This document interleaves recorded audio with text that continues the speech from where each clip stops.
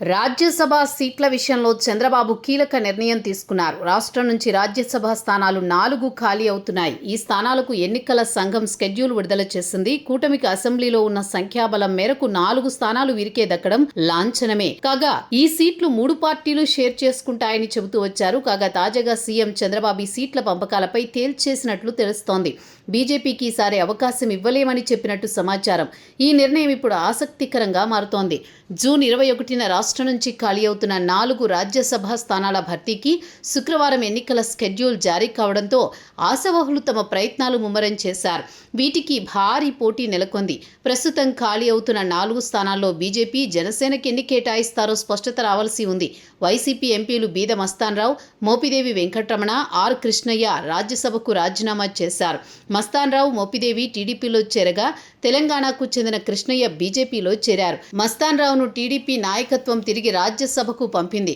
మోపిదేవి బదులు సానా సతీష్కు అవకాశం ఇచ్చింది. బీజేపీ కృష్ణయ్యను మళ్లీ నామినేట్ చేసింది.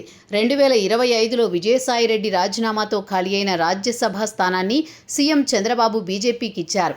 పాకా సత్యనారాయణను ఆ పార్టీ నామినేట్ చేసింది. ఇప్పటి వరకు 2 స్థానాలను బీజేపీకి ఇచ్చినట్లయింది. దరిమిలా ఆ పార్టీకి ఇప్పుడు ఇవ్వకుండా జనసేనకు 1 కేటాయించి 3 స్థానాలు టీడీపీ తీసుకోవాలని భావిస్తోంది.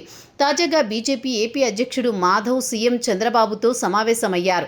రాజ్యసభ సీట్లపైన చర్చ జరిగింది. సీట్ల కోసం టీడీపీలోనే పోటీ తీవ్రంగా ఉందని, ఈసారి బీజేపీకి అవకాశం ఇవ్వలేమని మాధవ్కు సీఎం చంద్రబాబు స్పష్టం చేసినట్టు సమాచారం. తమ పార్టీకి రాజ్యసభ 4 స్థానాల్లో 1 ఇవ్వాలని ప్రతిపాదించగా ఈసారి సాధ్యం కాదని చంద్రబాబు చెప్పినట్టు తెలుస్తోంది. అయితే జాతీయ సమీకరణాలు, కీలక బిల్లుల ఆమోదం ప్రతిష్టాత్మకంగా తీసుకున్న బీజేపీ నాయకత్వానికి రాజ్యసభ సీట్లు అవసరంగా మారింది. దీంతో ఇప్పుడు బీజేపీ హైకమాండ్ తిరిగి చంద్రబాబుతో సంప్రదింపులు చేసే అవకాశం ఉంది.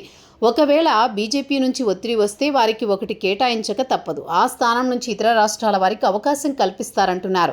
అందులో మందకృష్ణ మాదిగ, తమిళనాడు నేత అన్నామలై పేర్లు పరిశీలనలో ఉన్నాయి. వచ్చే వారం చంద్రబాబు ఢిల్లీ పర్యటనకు వెళ్లనున్నారు.